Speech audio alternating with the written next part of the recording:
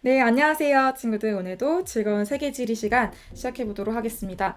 오늘 지난 시간에 이어서 우리 역시 종교에 대해서 얘기해 보려고 하고요. 오늘 주제는 세계 주요 종교의 성지는 어디에 있을까? 라고 해서 성지순례 한번 떠나보도록 할게요. 친구들 성지 관련해서 오늘 쭉 얘기를 하려고 합니다. 시작해 볼게요. 네. 오늘 수업의 순서입니다. 오늘 28강이고요. 세계 주요 종교의 성지와 경관이라고 해서 주요 종교 성지, 그다음 경관 볼 건데요. 사실 지난 시간에 제가 많이 살펴봤습니다. 그래서 오늘은 지난 시간과 좀 연결해서 지난 시간에 못 배웠던 내용들 좀 플러스해서 더 추가한다 이런 느낌으로 봐주시면 되겠고요. 그래서 느낌적인 느낌 먼저 가져간 다음에 민족 종교의 기원과 전파, 민족 종교에 해당되는 것들 살펴볼 거고요. 그다음 두 번째로 세계 인구의 종교 구성, 그래서 세계적인 종교가 어떤 종교가 훨씬 더 많은 비중을 차지하고 있는지 살펴볼 겁니다. 그 다음 세 번째, 네 번째 이것이 이제 포인트라고 할 수 있겠죠. 그래서 세계 주요 종교의 성지와 세계 주요 종교의 경관에 대해서 오늘 하나씩 살펴보고 종교 내용을 오늘 마치려고 합니다. 친구들 같이 학습지 준비해 주시고요. 시작해 볼게요. 자, 느낌적인 느낌 요걸 가지고 왔습니다. 그쵸? 많이 들어봤을 거예요. 성지순례 와버렸습니다. 성지순례 왔습니다. 성지순례 왔습니다. 이렇게 쭉쭉쭉 나와 있는데요. 그쵸? 이런 글들 많이 봤죠? 우리 뭔가 이렇게 예측했던 일들이 이루어졌을 때 또는 뭔가 좋은 기운이 있는 글이 있을 때 거기에 이렇게 댓글을 달면서 성지순례를 왔다 하는 것들이 요즘에 이제 디지털 어떤 문화라고 할 수 있습니다. 그래서 성지순례는 근데 원래 뭐였냐? 원래 성지순례의 의미는 그쵸? 성지 어떤 종교의 그런 중심지 또 신성하게 여겨지는 땅 성지라고 할 수 있겠죠. 신성한 땅을 순례를 한다, 여행을 한다, 신성한 마음을 가지고 여행하는 것을 순례한다 이렇게 표현을 하죠. 그래서 그런 것을 얘기하겠고요. 우리 오늘은 그래서 정말 이제 디지털 성지 순례를 하는 것이 아니라 정말로 종교적인 성지들을 순례하는 시간들을 가져보려고 합니다. 그래서 같이 성지 순례 떠나보도록 할게요.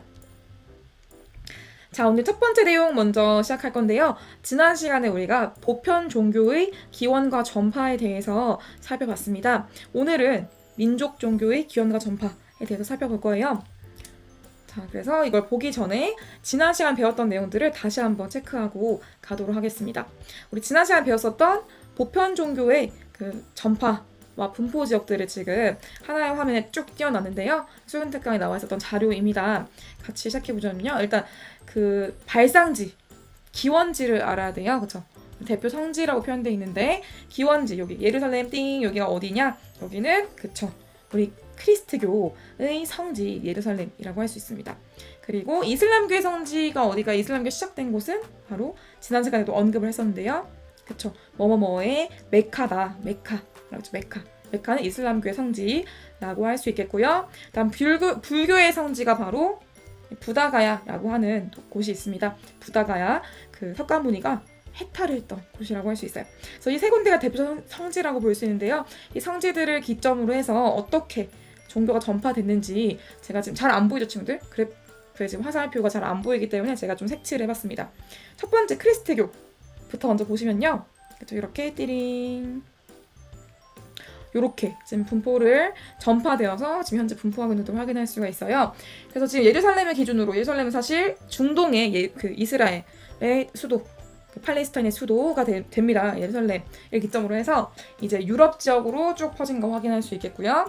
그리고 쭉 아프리카 중부 지방으로도 퍼졌었고요. 그리고 이렇게 이제 뭐 인도도 왔었고, 아시아로도 오고 오세아니아로도 갔었고요. 그리고 이렇게 뒤로 대서양 넘어서 가장 많은 비중을 차지하고 있는 그렇죠, 아메리카, 앵글로 아메리카와 라틴 아메리카 두 군데 모두를 다 지금 퍼져 있는, 전파되어 있는 형태인 것을 확인할 수가 있습니다. 그래서 사실 크리스트교가 가장 넓은 범위에 전파가 되었고 가장 넓은 범위에 분포하고 있다 이렇게 볼 수 있겠고요. 우리나라도 사실 그쵸, 많은 교회들을 보면서 우리 얼마나 많은 사람들이 크리스트교를 믿고 있는지 알 수 있죠, 친구들. 두 번째 이슬람교도 볼 겁니다. 이슬람교는 아까 어디가 출발점이었어요? 그쵸, 제가 색깔을 좀 다르게 해보자면은 제가 메카가 출발점이었었고요. 메카를 출발로 해서 띠링 요렇게 퍼졌습니다. 메카를 중심으로 해서 여기가 지금 뭐야? 여기 이렇게 지금 중동 지역에 이 일대를 중심으로 지금 중동 지역 서쪽 서아시아 쪽과 그다음 북부 아프리카 쪽을 쭉 다 펼쳐진 형태로 지금 확장된 것을, 전파된 것을 확인할 수 있고요. 그리고 또 큰 줄기가 이렇게 흘러나가서 인도네시아 쪽으로도 많이 퍼졌습니다. 그래서 인도네시아뿐만 아니고 이쪽 동남아시아 일부 지역들도 이슬람교를 많이 믿고 있다. 이렇게 봐주시면 되고요. 지난 시간에 배웠던 것처럼 그렇죠. 다수파인 수니파와 소수파인 시아파로 구성돼 있다. 이런 얘기 기억나죠, 친구들? 잘 나시면 좋습니다. 그럼 세 번째, 불교로 넘어갈 건데, 불교 아까 어디가 출발점이었어요? 그쵸, 불교의 출발점. 그쵸, 아까 석가모니가 띠링 해탈을 했던 곳, 그쵸, 부다가야라는 곳이 있고요. 이 부다가야라는 곳을 기점으로 해서 여기서부터 띠링 이렇게 또 퍼져나갑니다. 불교는 사실 넓은 범위로 전파가 되진 않았어요. 그쵸? 지금 부다가야를 중심으로 어때요? 동남아시아 지역과 그다음 동북아시아 지역으로 지금 퍼진 것을 확인할 수 있고요. 주로 어디예요? 주로 아시아 대륙으로 지금 퍼져나갔구나라는 것을 확인을 해볼 수가 있겠습니다. 그래서 지금 이 분포 지역들과 전파되는 경로들 친구들 너무 중요합니다. 너무 중요하고요. 각각의 대륙들이 어떤 종교가 우세한지, 또 어떤 종교들이 어디 지역에서는 좀 더 많이 나타나는지 국가별로, 대륙별로 많은 지도들이 나와 있어요. 제가 항상 강조하는 거 있죠? 친구들 기출문제 많이 풀어보라고 강조하잖아요. 기출문제를 잘 풀어보시면은 다양한 형태로 지도가 나와 있을 겁니다. 그래서 지도를 보고서 여기는 이 종교가 우세하지 라는 것 정도는 친구들이 알아볼 수 있어야 돼요. 그래서 이거는 제가 시험 기간이기 때문에 더더욱 강조하고 넘어가도록 하겠습니다. 그러면 넘어가 볼게요. 자, 오늘 본격적 내용 넘어갔습니다. 본격적 내용 들어보도록 할 건데요. 지금 보시면 일단 제가 여기 지금 인도만 특별히 하이라이트를 해봤습니다. 왜냐? 인도가 좀 특별한 곳이기 때문인데요. 자, 인도 왜 특별한 곳이냐? 그쵸, 인도 특별한 곳이죠. 네. 인도가 바로 요 지역들, 요 지역이 바로 인도 반도라고 볼 수 있는데요. 자, 인도 국가가 있고 파키스탄이 있고 그리고 네팔이 이렇게 붙어 있습니다. 근데 요 지역들, 지금 인도와 네팔 지역들만 주로 힌두교에 해당되는 것을 확인할 수가 있어요. 그래서 사실 오늘 이제 우리 첫 번째 내용이 뭐였죠? 민족 종교의 전파가 첫 번째 내용이었잖아요. 그래서 지난 시간에 배웠던 내용이 방금 전까지 정리했던 보편 종교의 어떤 전파 내용들이었고, 오늘 본격적 내용은 이게 시작입니다. 그래서 인도의 힌두교가 어떻게 전파됐는지, 힌두교는 인도의 이제 북부 지방에서 시작했다 이렇게 얘기를 하는데요. 사실 멀리 퍼져나가지 못했어요. 왜냐면 힌두교 자체가 브라만교라는 이제 옛날에 어떤 종교에 기반을 하고 있는데, 이 브라만교와 힌두교의 공통점, 둘 다 신분제를 가지고 있어요.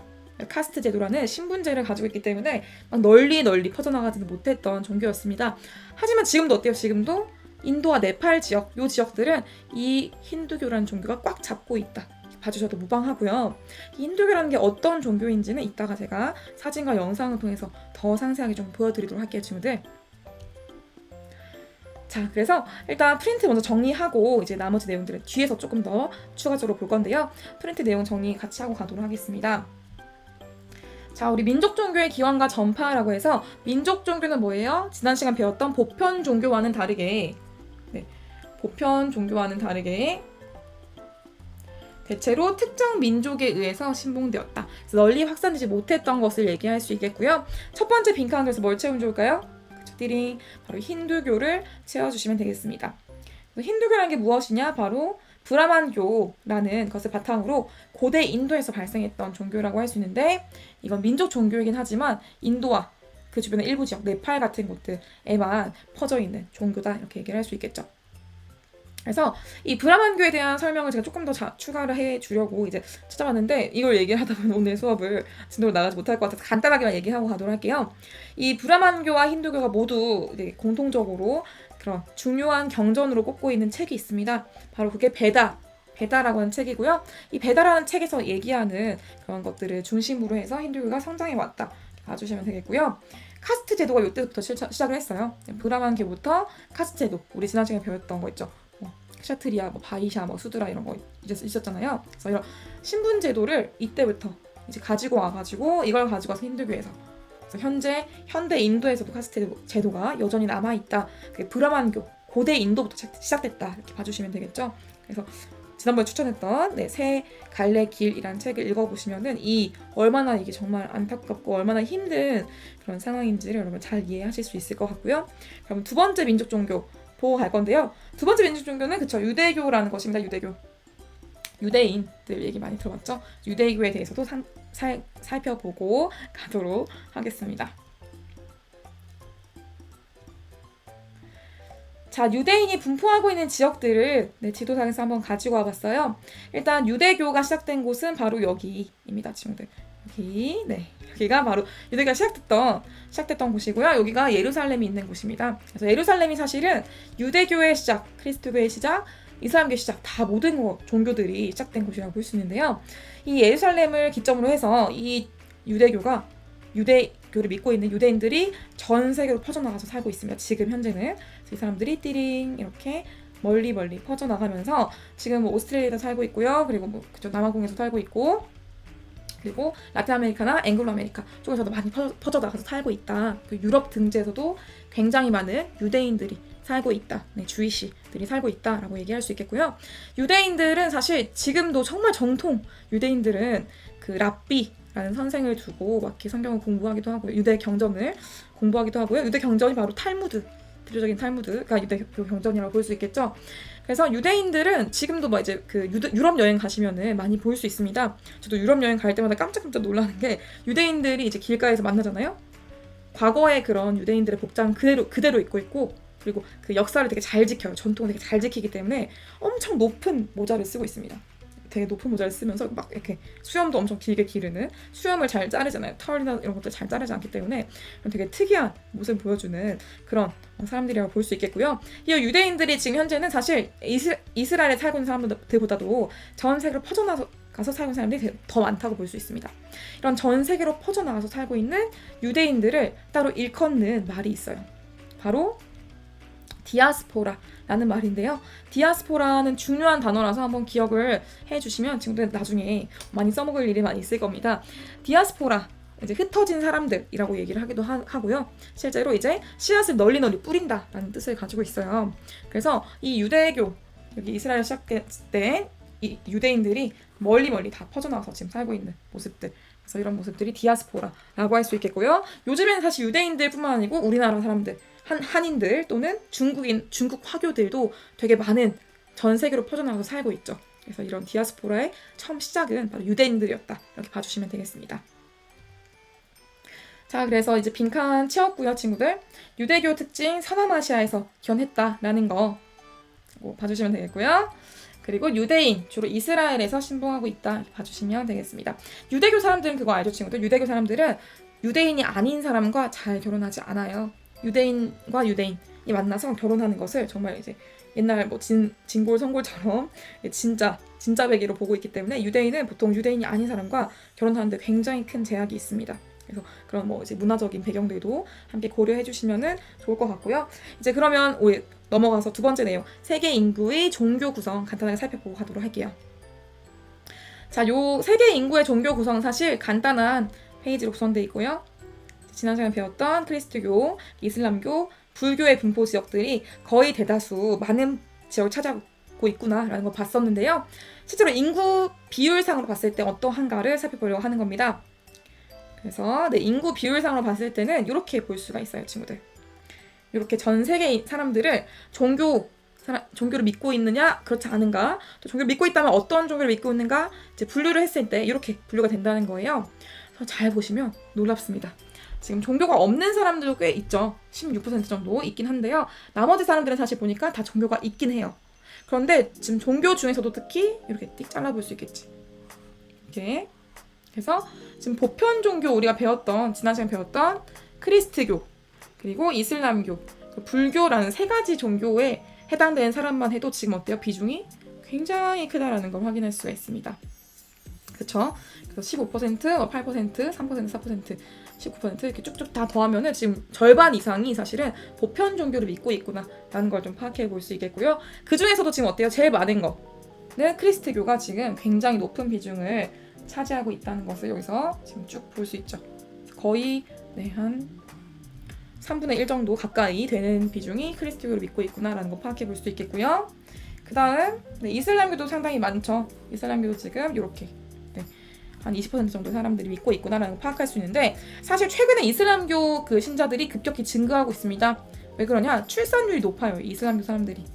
요즘 크리스트교를 믿고 있는 유럽이나 아메리카, 또 이제 우리 한국이나 이런 것들이 다들 출산율이 굉장히 낮은 그런 형편인 반면에 이슬람교 사람들은 순풍순풍. 심지어 일부 1처제가 아니잖아요. 일부 다처제이기 때문에 여러 명의 부인을 두면서 경제적으로 여유가 된 사람들은 엄청나게 많은 출산을 하고 있습니다.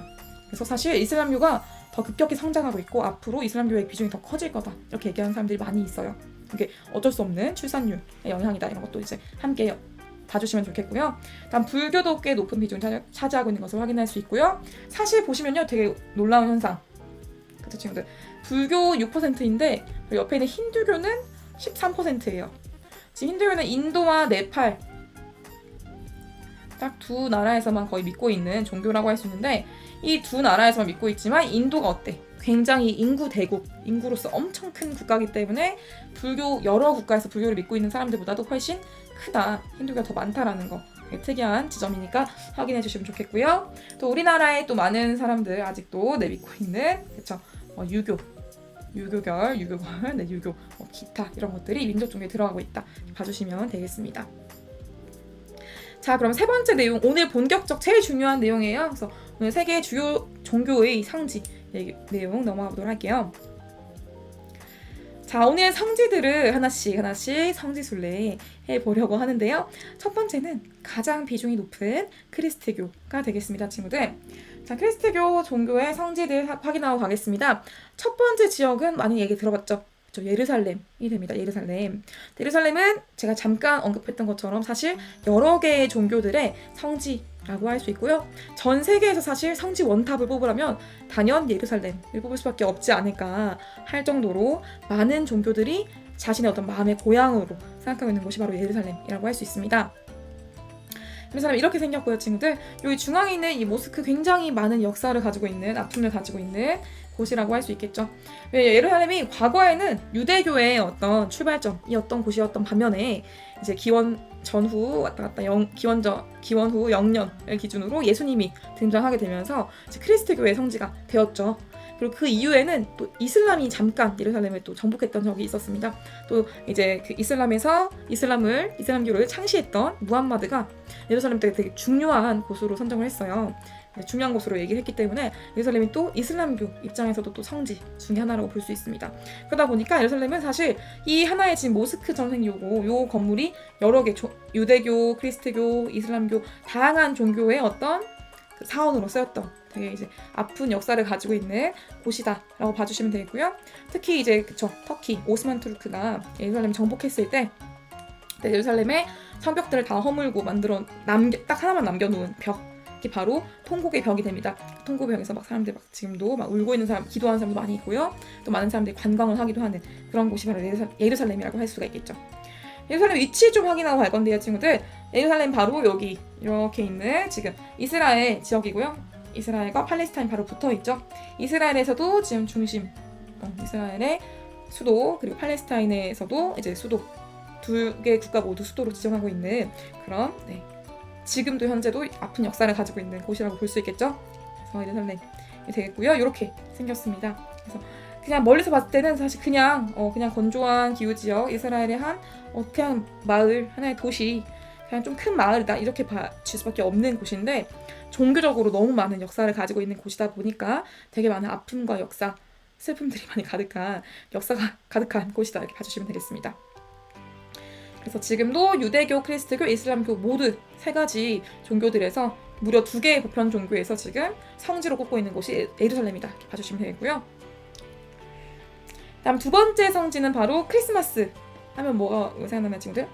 크리스마스 하면 크리스마스 하는 크리스마스 다양한 캐롤들도 생각이 나겠지만 크리스마스가 사실 뭐예요? 예수님이 태어난 날이다 이렇게 얘기를 하잖아요. 그래서 예수님이 태어난 날인데 어디서 태어났는가? 바로 예수님이 태어났다라고 하는 곳이 두 번째 그리스도교의 성지 베들레헴이라고 할 수 있겠습니다. 그래서 지금 여기 아기 예수님이 이렇게 누워 있고요. 다음 엄마 마리아 그리고 이렇게 요셉과 동방 박사들이 이렇게 있는 모습들을 확인할 수 있는데요. 다양한 신화들을 확인할 수 있죠. 성경을 통해서도 확인할 수 있고요. 베들레헴 위치도 보시면요. 일단 예루살렘 바로 밑에 붙어있는 거 확인할 수 있어요. 그래서 바로 밑에 붙어있는 작은 도시이고요. 실제로 정말 작은 도시입니다. 작은 도시라서 예수님이 그 베들레헴에서 아기를 낳으려고 이제 마리아가 예수님을 낳으려고 열심히 찾아봤는데 낳을 곳이 없어서 마구간에서 태어났다 이런 이제 그런 이야기를 가지고 있는 그런 곳이기도 하죠. 그래서 베들레헴이 바로 또 두 번째 성지가 되겠고요. 그다음 세 번째 성지는 바로 조금 역사를 쭉 뒤로 와서 이제 우리 교황이 등장합니다. 교황, 카톨릭의 어떤 중심이 되는 교황이 살고 있는 곳, 교황청이 위치하고 있는 곳, 카톨릭, 지금 로마 카톨릭, 그래서 지금 개신교와 카톨릭이 분리되었다고 지난 시간에 얘기했잖아요. 카톨릭의 중심이라고 할 수 있는 바티칸 시국이 세 번째 성지라고 할 수 있겠습니다. 사실 세 번째 성지 바티칸 시국 같은 경우에는 이제 그 개신교 프로테스탄트의 입장에서는 성지로 꼽지는 않죠. 여기는 카톨릭이라고 부르는 크리스트교 안에서도 카톨릭 내부의 분파, 카톨릭의 그 성지라고 할 수 있겠고요. 바티칸 시국이라고 하면은 굉장히 작은 바티칸 시티이지만 시티이자 또 컨트리인 도시이자 국가인 그런 곳이라고 볼 수 있겠고요. 로마가 이렇게 쭉 있으면요, 로마 외곽 쪽에 이렇게 작게 생긴 작은 도시 국가라고 할 수 있습니다. 바로 이 작은 도시 국가에 정말 카톨릭을 제일 집대성할 수 있는 카톨릭의 가장 황제라고도 할 수 있는 가장 우두머리 격인 교황이 살고 있기 때문에 이 바티칸 시국이 엄청 큰 영향력을 가지게 되고 엄청 큰 그쵸, 세계적으로 이제 그런 관광 명소로서도 많은 역할을 하고 있다 이렇게 봐주시면 되겠고요. 바티칸 시국의 크기는 이렇게 생겼습니다. 정말 작죠. 그래서 여기 그냥 성 피터, 성 베드로 성당이 있고요. 성 베드로 성당과 성 베드로 광장이 있어요. 이게 사실은 굉장히 볼만하고 너무 멋있습니다. 저도 이제 가봤지만 정말 멋있고 한 번쯤 가볼 만한 곳이에요. 요 이제 바티칸 시국, 여기가 바로 성 베드로 광장이고요. 지금 성 베드로 성당에서 내려다본 모습이라고 할 수 있겠습니다. 그래서 그 나머지 지역들은 이렇게 큰 관광지, 거의 이제 뭐 기념품 샵이라든지 또 박물관, 미술관 이런 것들, 뮤지엄이 되게 크게 있죠. 이런 것들로 구성되어 있는 되게 작은 도시 국가. 사실 도시라고 하기도 되게 애매할 정도로 이 성 베드로 성당에 올라가서 보면은 바티칸 시국이 한눈에 다 내려다 보입니다. 그래서 거의 이제 뭐 우리나라 창경궁보다도 더 작다고 해요. 그래서 우리나라의 하나의 궁보다도 더 작을 정도니까 굉장히 작은 그런 마을이자 도시이자 국가인 세계에서 가장 작은 국가인 바티칸 시국이 바로 세 번째 그리스도교의 성지가 되겠고요. 이렇게 생겼습니다. 저도 이제 여기를 가봤는데 저는 사실 제일 기억에 남는 것이 있었습니다. 뭐냐면 이제 바티칸 시국에는 용병들이 있어요. 과거에 우리 먼 나라 이웃 나라 같은 옛날 세계사들 쭉 보시면은 되게 재미난 얘기들 많잖아요. 그 중에 스위스 용병 이야기 들어봤을 겁니다. 스위스 용병, 정말 이제 늠름하고 되게 믿을만한 용병으로 유명한 용병들인데 지금도 바티칸 시국에서는 그 가장 믿을만한 이 스위스 용병을 쓰고 있고요. 이분들이 너무 멋있었어요. 저는 개인적으로 제가 이제 너무 반해가지고 계속 이분들이 열심히 보다가 구경하다가 나왔던 기억이 나고요. 이분들이 입고 있는 옷이 굉장히 특이합니다. 이 옷이 바로 과거에 천재 미술가, 천재 또 과학자이기도 한 미켈란젤로가 디자인한 옷이라고 합니다. 이 옷을 지금도 입고 있어요. 지금도 입고 있는 미켈란젤로가 디자인한 옷이 있고요. 놀라지 마세요, 친구들. 여기 지금 교황과 지금 이렇게 막수를 하고 있죠. 더 놀라운 사실은 요겁니다. 이게 이제 제가 방금 얘기했던 성 베드로 성당이고요. 너무 예쁘죠? 성 베드로 성당 이렇게 펼쳐져 있고 여기 광장이에요. 광장에서 쭉 이제 구경을 할 수 있고 실제로 저는 제일 놀라웠던 것이 그 바티칸 시국 안에 큰 뮤지엄, 큰 박물관이 있는데 이 박물관뿐만 아니고 성 베드로 성당 안에도 엄청나게 우리가 이름만 딱딱 대면 바로 알만한 화가들의 정말 위대한 작품들, 명화들이 진짜 많습니다. 그래서 요 첫 번째 이 작품 뭐냐? 바로 미켈란젤로의 최후의 심판을 보여주고 있는 이 커다란 벽화예요. 벽화인데 벽화가 얼마나 크냐? 우리 학교 강당의 벽보다 훨씬 더 큰 곳에 이 그림을 크게 그려놨다고 보시면 됩니다. 그래서 정말 큰 그림인데 저는 한 1시간 정도 이 그림을 계속 뚫어서 보고 있었던 것 같아요. 정말 볼 게 너무 많기 때문에 다양한, 그리고 미켈란젤로가 그린 그림이다 보니까 되게 메타포, 은유해서 이제 좀 비유해서 그러는 것들이 많아서 볼 게 되게 많고 설명해줄 것도 많은 그런 그림이라고 볼 수 있습니다. 그리고 또 요 그림 많이 봤죠, 친구들? 윤리책이나 뭐 도덕책 이런 책 많이 나오는 그림인데, 그쵸? 우리 아테네 학당이라는 그림이 되겠습니다. 이 그림도 굉장히 유명한 명화 중에 하나인데 여기 바로 바티칸 시국에 있는 그 박물관에 소장되어 있는 작품이라 볼 수 있습니다. 이거 말고도 굉장히 많은 작품들과 조각품들, 그림들이 진짜 많아요. 그래서 바티칸 시국이 정말 작은 소규모 도시이자 국가이지만 구경하는 데는 진짜 하루를 꼬박 둘러봐도 충분할 정도로 정말 구경할 게 많습니다. 나중에 꼭 정말 한번 가보시길 추천드리는 곳 중에 하나입니다. 그 다음 이제 이슬람교 성지로 넘어가 보도록 할게요, 친구들. 이슬람교 성지로 넘어가겠습니다. 자, 보시면요. 일단 메카부터 먼저 봐야겠죠, 당연히. 지난 시간에 배웠던 우리 메카. 그쵸.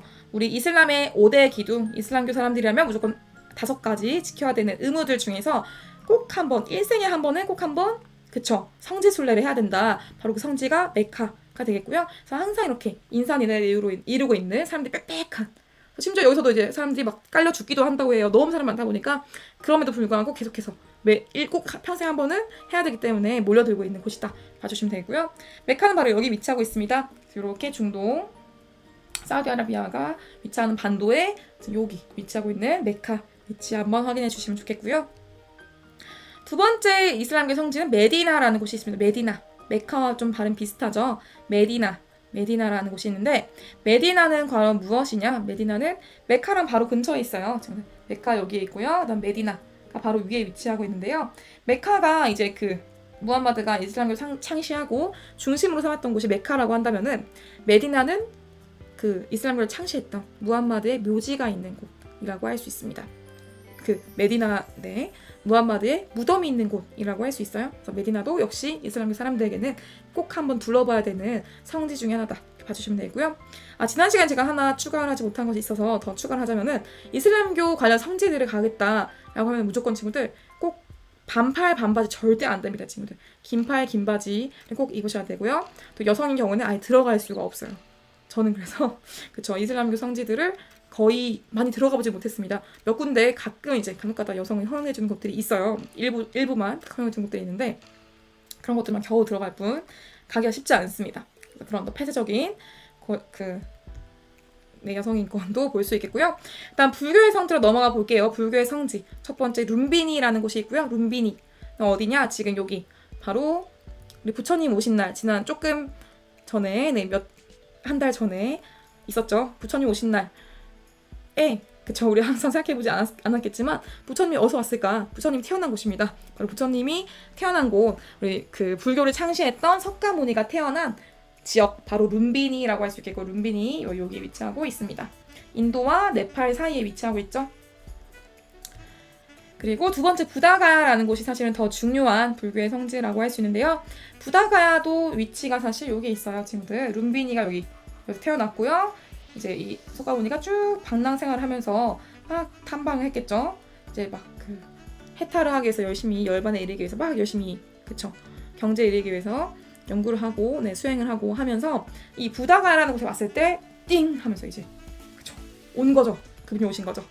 해탈이 오신 거죠. 해탈이 온 거죠. 그래서 해탈에다 했던 곳, 그래서 석가모니가 해탈을 했던 곳이 바로 부다가야라고 할 수 있습니다.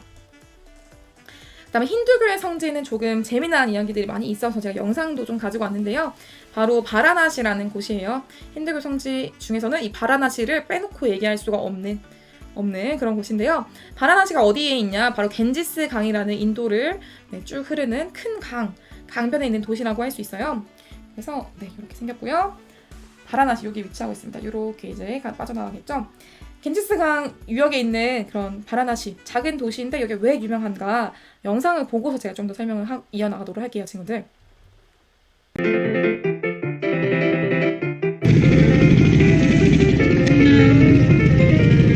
여러분, 저 겐지스강에서 지금 보트를 타고 있습니다.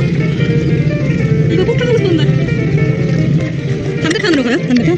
강 건너편에 갔다가 잠깐 내려서 오른쪽으로. 지금 겐지스랑 저쪽에서 반대편인 모래사장으로 왔는데, 여기도 똑같이 똥맛이에요. 똥맛이고 모래 안에 똥이 엄청나게 많고, 이미 이렇게 포기했습니다, 저는. 그리고 개와 말이 막 뛰어다니고 낙타도 있고, 뭐랄까 약간 주체성 없는, 여기가 모래사장인지 사막인지 똥밭인지 쓰레기밭인지 모르겠어요. 근데 반대편에서 보이는 겐지스강 엄청나게 예쁩니다. 저것도 여기 와서 꼭 봐야 되는 것 중에 하나예요. 뿌리의식. 쓰레기장과 낙타와 여기 수영하는 사람들. 여기 강 밑에는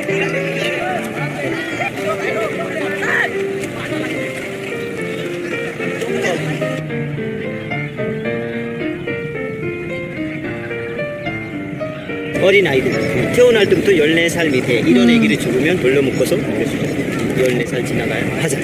두 번째는 임신한 여자. 임신할 때 뱃속에 애기 있잖아요. 임신할 때 여자가 돌아가시면 뱃속에 애기 있잖아요. 애기 때문에 그 여자로 하자. 그 여자로. 그 다음에 수행자. 수행자도 친척이 없어. 가족들이 없으면 누가 장례식이야. 네 번째는 뱀에 물렸었지. 뱀 물리면은 뱀은 지가 신의 목걸이. 이렇게 물려서 신한테 죽으니까 이 신성아래서 살아나면은 살아나고 죽은 다음에 이거 하자 안 하고. 마지막에 동물. 소, 개, 새, 뭐 많은 동물 있잖아요. 다 죽으면 다 던지니까 이 강소리 안에 시신을 하는 거예요. 신성한 우리 생각해. 믿으니까. 다른 사람이 그냥 물 생각해. 안 믿으니까. 물 믿어. 더러운 물이라고 네, 생각하니까. 그런 거. 아, 저기 안에서만? 진짜 시체가 나와서 막 태워요. 시체를 옮겨요 막. 야, 저거 위에 있는 거 저거요? 아, 저기 저 장작 싸놓은 거, 그죠? 이제 여기서 찍으면 안 돼요. 와 이거 부서 의식하는데 갑자기 쟁전이 되었습니다. 대박이다. 우리 쇼하는 거 아니죠? 다시 끈다 다시 끈다. 조금만 이미지 무슨 일이야? 네, 여기까지 이제 영상 좀 봤는데요. 지금 또 어떤 느낌이 드는지 궁금합니다. 바라나시라는 곳이 사실 겐지스강 유역에 있는 도시라고 할 수 있는데요. 실제로 정말 이렇게 많은 역사가 이루어지는 곳 중에 하나라고 볼 수 있겠고요. 겐지스강 자체가 사실은 방금 이제 인도군 한국어 유창한 인도분이 나와서 설명해 주셨죠. 인도 사람들은 겐지스강 물을 신성하다고 생각해요. 그래서 이 물을 가지고서 요리도 하고 물 마시기도 하고 신성한 물이니까. 그리고 이 물에다가 이제 슈아를 하기도 하고 화장실로 쓰기도 하고 또 방금 본 것처럼 화장을 한 것들을 뿌리기도 하고 실제 수장을 하기도 합니다. 그래서 굉장히 모든 것이 다 섞여 있는 모든 인도 사람들의 생활이 다 이루어지는 강이 바로 이 겐지스 강이라고 할 수 있겠고요. 이번 코로나 때문에 사실 겐지스 강이 많이 정말 힘들었다고 얘기를 하더라고요. 정말 인도의 코로나 확진자 수가 엄청 급격히 늘어나면서 되게 힘들었던 시기를 많이 겪었던 곳이라고 보시면 좋겠습니다. 그래서 이런 내용까지 쭉 살펴봤고요. 넘어가 볼게요, 친구들. 넘어가서 빈칸 채우고 넘어가도록 하겠습니다. 자, 세계 주요 종교의 성지들 쭉 살펴봤는데요. 일단 크리스트교 같은 경우는 팔레스타인 지역 중심으로, 팔레스타인 지역 중심으로 이렇게 쭉 베들레헴과 갈릴리 호수, 그다음에 예루살렘 같은 곳들이 이제 중요한 성지들이었다 이렇게 봐주시면 되고요. 빈칸에는 지금 뭘 쓰면 좋을까요, 친구들? 이렇게 바티칸 시국, 바티칸을 써주시면 됩니다. 4세기 때 교황청이 들어오면서 카톨릭교의 중심지가 된 곳이다 이렇게 봐주시면 되겠습니다. 그럼 두 번째 이슬람교의 빈칸 뭐라고 쓰면 좋을까요? 이슬람교 최고의 성지다. 무함마드가 태어난 곳, 성지 순례에 의무가 있는 곳, 바로 땡땡의 메카라고 하는 곳, 메카가 되겠죠. 그다음 메디나는 묘지가 있는 곳이다 이렇게 얘기 썼었고요. 그다음 불교 같은 경우는 뭐예요? 불교 룸비니라는 곳, 석가모니가 탄생했던 곳. 그다음 부다가야 석가모니가 깨달음을 얻은 장소다 이렇게 봐주시면 되겠습니다, 친구들. 자, 힌두교도 방금 봤었고요. 잠깐 내용만 프린트 내용으로 정리해보고 가도록 할게요. 그래서 방금 우리 영상에서 봤던 것처럼 겐지스강 자체가 힌두교도들이 신성치 않은 강이기 때문에 이 강물로 영혼을 계속 씻어내는 거죠. 목욕도 하고 물을 마시기도 하고 장례도 치르고 다양한 것들을 하는 강이라고 볼 수 있겠습니다. 그리고 이 강 유역에는 바라나시라는 도시가 있는데 이 도시가 정말 중요해요. 그래서 매년 정말 많은 사람들이 방문하기도 하고요. 그다음 많은 중요한 성지가 된다 이렇게 봐주시면 되겠습니다. 자, 요 경관 같은 경우는 지난 시간에 제가 다 설명했었어요, 친구들. 그래서 오늘은 좀 간단하게 부연 설명만 더 추가적으로 하고 마칠 건데요. 사진 다시 한번 쭉 확인하고 제가 추가적으로 몇 개만 설명하고 오늘은 정리해 보도록 하겠습니다. 자, 지난 시간에 봤던 거 카톨릭 종교 경관 크리스트교에 들어가는 거죠. 그래서 이렇게 솟아오른 형태의 그런 뾰족뾰족한 탑 형태와 그 다음 안에는 아치 형태의 이런 내부를 가지고 있다 이렇게 있었고요. 그 다음 카톨릭 종교 경관 역시 마찬가지로 이렇게 사그라다 파밀리아 봤었습니다. 스테인드 글라스가 많이 뚜렷한 곳들을 봤었고요. 그 다음 개신교 같은 경우는 굉장히 간단한 교회 모습들을 지난 시간에도 봤었죠. 그래서 간략하게 카톨릭과는 좀 다르게 그냥 십자가 하나 있고 그 다음 그냥 현대적인 건축물들을 가지고 있다 이렇게 봐주시면 되겠습니다. 자, 그다음 동방정교도 좀 다르다 했죠. 동방정교도 이렇게 약간 모스크 느낌이 날랑말랑하는 그런 느낌. 그래서 약간 첨탑 같은 이렇게 둥그스름한 돔 형태의 이런 동그라미 네, 첨탑을 가지고 있는 곳이었고요. 동방 정교는 주로 러시아와 구소련 쪽에 많이 분포하고 있었다 얘기했었죠, 친구들. 자, 그다음 이슬람교로 넘어왔습니다. 이슬람교는 어때요? 모스크가 굉장히 뚜렷한 종교 경관이었었고요. 모스크 요 주변에 보시면요, 여긴 아랍어가 지금 적혀있긴 하지만 이런 무늬들이 다 그냥 무늬가 아닙니다, 친구들. 그래서 지금 잘 보시면은 무늬들이 정말 현란한 걸 확인할 수 있어요. 그래서 이런 현란한 무늬들을 우리가 뭐라고 하냐? 아라베스크 무늬라고 합니다. 아라베스크 무늬라고 하는 이 무늬가 있는데요. 이 무늬들은 무엇이냐? 이슬람교 사람들은 우상을 만드는 게 금지가 되었다고 했죠. 그래서 기하학적인 무늬를, 기하학적인 되게 다양한 무늬들을 만들어 놓은 것을 아라베스크라고 얘기하고요. 과거에 아마 피아노 쳤던 친구들은 아라베스크 많이 쳐봤을 거예요. 저도 피아노를 어렸을 때 칠 때 쳤던 내용들인데 그게 바로 요 내용이다. 연결을 시켜주시면 좋겠습니다. 다음 불교 중에서도 지난 시간에 우리 남방불교, 미얀마 쪽, 태국 쪽은 굉장히 화려한 이런 불교 모습들, 그런 탑의 모습들, 절의 모습들을 보여주고 했었는데요. 자, 우리 한국 같은 경우에는 되게 특이하게 불교 같은 경우에는 이렇게 석탑이 되게 뚜렷하게 나타나요. 석탑. 그래서 돌로 지은, 돌이 우리나라 많다 보니까 돌로 지은 탑이 되게 뚜렷하게 나타난다는 것이 되게 특이한 점 중에 하나였고요. 그다음 일본 같은 경우에는 좀 많은 것이 무엇이냐? 일본은 또 지진이 많잖아요. 일본에서 돌로 집을 지어놨다. 큰일 납니다. 왜냐면 지진 났을 때 다 무너지면서 크게 다칠 수 있기 때문에 일본은 거의 대다수의 이제 많은 건축물들을 보통 나무로 짓습니다. 그렇죠? 나무로 많이 짓죠. 그래서 나무로 지은 탑들, 목탑들이 많이 분포하고 있고 지금 이게 굉장히 유명한 일본에서 가장 유명한 절, 금각사라는 절인데요. 금으로 지금 뒤덮여 있어요. 근데 금 안쪽에는 다 나무로, 목재로 만들어 놓은 절이라고 할 수 있겠고요. 일단 얘도 유명한 절입니다. 은각사라는 절인데 금각사를 따라해서 은각사, 은으로 뒤덮어 보려고 했지만 다 사지 못했다고 합니다. 그래서 은각사도 역시 다 나무로 지금 지어진 거 확인할 수가 있죠. 다음 세 번째로 중국 같은 경우에는 그쵸, 지금 한국, 중국, 일본 모두가 다 대승불교, 이제 약간 우리 북방불교, 동북아시아 쪽의 북방불교라고 할 수 있는데 이 불교 지역들도 다 이제 각각의 국가별로 특징이 다르고 형태가 다르다는 거죠. 그래서 중국 같은 경우는 전탑이라고 해서 전이 무슨 전자냐? 벽돌을 얘기합니다. 벽돌. 벽돌을 가지고서 지어놓은 탑들이 되게 많이 분포하고 있고요. 네, 지금 하나하나 벽돌을 한 장 한 장 쌓아 올려서 만들어 놓은 탑이라고 봐주시면 되겠습니다. 각각의 어떤 그 국가의 기후나 문화나 배경들을 참고해서 그거 적절한 방식으로 탑을 지었구나 라고 생각해 주시면 아주 완벽한 전이가 될 수 있을 것 같습니다. 자, 힌두교도 지난 시간 봤죠, 친구들? 이 모든 것들이 다 신이다, 다 갓이고요. 신인데요. 그 중에서도 우리 방금 봤던 바라나시 같은 경우에 겐지스강을 굉장히 중요하게 생각하고 신성히 여겨서 여기서 이제 다양한 것들을 하고 있고 여기 지금 위에 있는 탑, 요 하나의 탑 이런 것들이 사실은 다 이제 제사를 지내는 가트라고 합니다. 가트. 네, 힌두교의 가트라고 하는 제사를 지내는 제단이 될 수도 있고요. 평상시에는 그냥 계단이 될 수도 있습니다.